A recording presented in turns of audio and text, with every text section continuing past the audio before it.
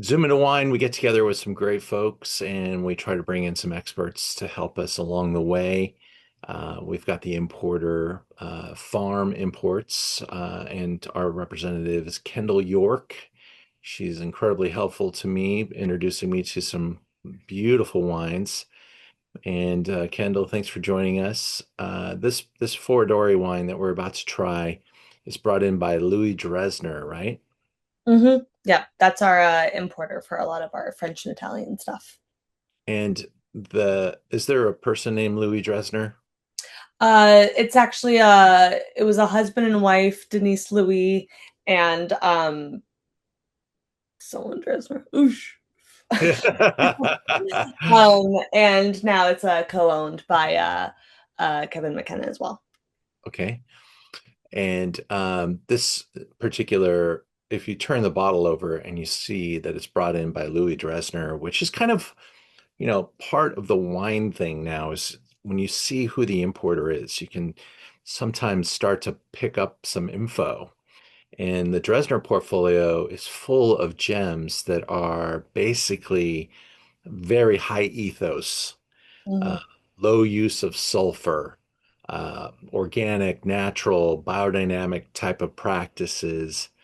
Nothing in the book doesn't, there's no exceptions. It's all very small producer, super high ethos, and borderline natural practices, in today's undefined natural wine world.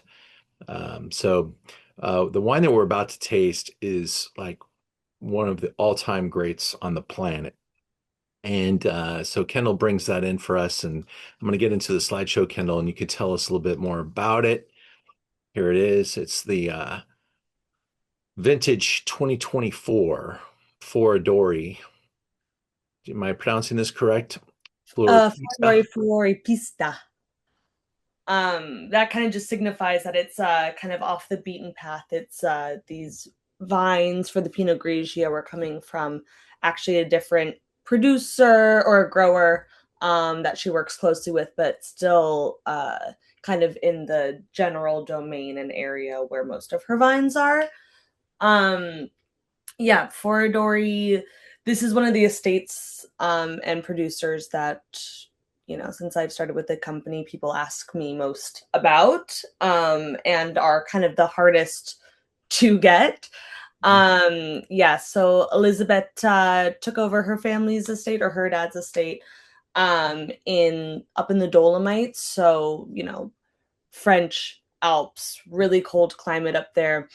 Um, and Elizabeth, there's obviously in all of wine, there's a lot of like commercial winemaking, and she was just feeling kind of stuck and uninspired and transitioned into more biodynamic agriculture, changed the pruning of the vines, and just became more kind of holistic. And now her kids are taking over, but she still is very involved. It's her estate. She can still work it a little bit, but her son in particular has taken over the winemaking, and her daughter's really taken over more of the aspect of introducing polyculture and biodynamics that really helps create this general landscape of farming where there's natural elements that are helping the vines and the grapes be as high quality as possible without having to bring in any chemical usage. We've got altitude, we've got dolomites, we've got incredible rock uh, Mm-hmm. formations. I mean, it doesn't stop there at the hill. It's in the ground, it's the soil, and these wines are super hard to get. Now, a lot of people are going to look at this wine and freak out, Kendall, because they maybe have never had a Pinot Grigio that's got some pigment to it. But Pinot Grigio, Pinot Bianco, Pinot Noir, they're all in the same family, and they do have some color to the skin. And so that's what you're looking at. This is kind of like an extreme wine. You might find Ramatos out there that have a little pink paint, pink pigment This one got more pink than I think you or I would have thought it would be for 2024. This thing, but we'll see in the winemaker notes, 8 months on skins. This is basically a red wine, Kendall. Yeah, so that was one of the things that she also introduced that's kind of not really heard of in the area, which is using amphora. And amphora traditionally, has is one of the most like ancient ways to produce and ferment wine. And what she does is she destems the grapes and just puts them in the amphora, lets them ferment, lets the juice seep out, but then the skin of the Pinot Grigio, Grigio meaning gray, more kind of pink toned, seeps into the juice, and you get this like kind of like fuchsia Mhm. pink color. Yeah, it's gorgeous, and the nose is hypnotic. You can see right away why people fall in love with it. There's a great picture of the grapes themselves. That is the gray Grigio or Pinot Gris, Pinot Grigio, and it is planted all over the world. But this is where it's probably most iconic, at least in the Italian sense of things. And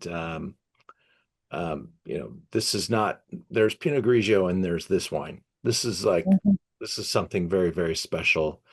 And I'm so excited to be able to not only sell this wine, but to taste it with the group tonight because I think a lot of people, this is going to be their first experience with this producer. I think I carry all of their wines, but I'm maybe mistaken. I know I've got the red and the white. So if you like what you see here, I would encourage you to explore in the family because this is a really important brand. Yeah, and I feel like just off that point, if this is something that you like, her really bread and butter is Teraldigo, is the red grape that she works with. And I mean, those wines are just gorgeous and incredibly finessed and a little bit more like they're very complex, but they're very quaffable too. Mm, Um, yeah, I mean, she's a master. fantastic. And from a price point standpoint, there's very few Pinot Grigios that fetch close to 75 bucks.